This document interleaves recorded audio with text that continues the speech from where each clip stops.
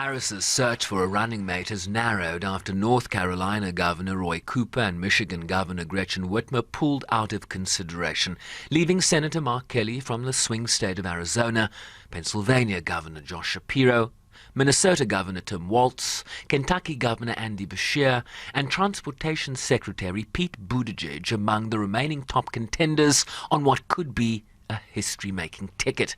A key vetting decision, particularly given the awkward start Trump's VP pick has had since being announced. It is the weirdest thing to me. Democrats say that it is racist to believe, well, they say it's racist to do anything. I had a Diet Mountain Dew yesterday and one today. I'm sure they're going to call that racist too. Or this slur about childless women in a 2021 Fox News interview that has placed the Trump-Vance campaign on the defensive, particularly among women voters. We're effectively run in this country via the Democrats, via our corporate oligarchs, by a bunch of childless cat ladies who are miserable at their own lives and the choices that they've made, and so they want to make the rest of the country miserable too. And it's just a basic fact. You look at Kamala Harris, Pete Buttigieg, AOC, the entire future of the Democrats is controlled by people without children. And how does it make any sense that we've turned our country over to people who don't really have a direct stake in it?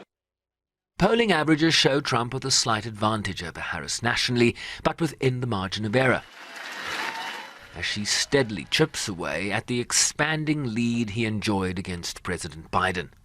We have a fight ahead of us. We've got a fight ahead of us. And we are the underdogs in this race, okay? Level set. We're the underdogs in this race. But this is a people power campaign. And we have momentum. The day after I announced my candidacy, we saw the best 24 hours of grassroots fundraising in presidential campaign history. As the attacks from the Trump campaign targeting Harris get personal. We have a new victim now, Kamala. We have a new victim. We have a brand new victim. And honestly, she's a radical left lunatic.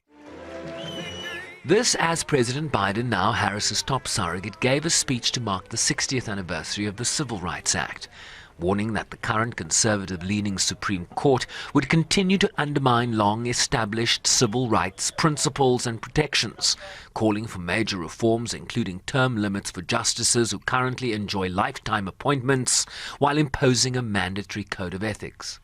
The United States is the only major constitutional democracy that gives lifetime seats in their high court. Term limits would help ensure that the court membership changes with some regularity. That would make timing for the court's nomination more predictable and less arbitrary. Reduce the chance that any single presidency imposes undue influence in generations to come. The bipartisan commission I convened analyzed various term limit structures.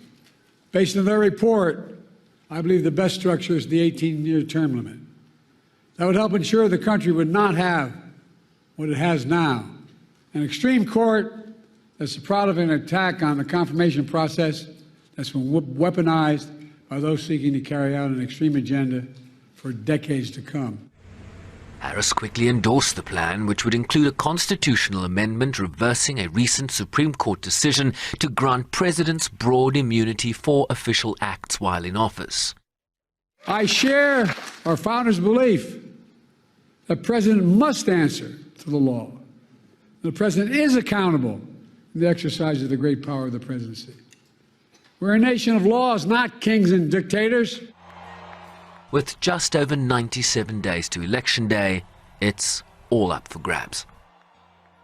The Harris campaign has much to do ahead of the Democratic Convention, which begins August 19th in Chicago, including finalizing her running mate, as questions swirl about whether she will debate Trump in the weeks and months ahead of Election Day. The Republican nominee now appears to be equivocating about whether he will in fact debate his new opponent following Biden's withdrawal from the race, prompting the Harris campaign to say Donald Trump is scared to face her in a debate. Shervin Briceby's SABC News, New York.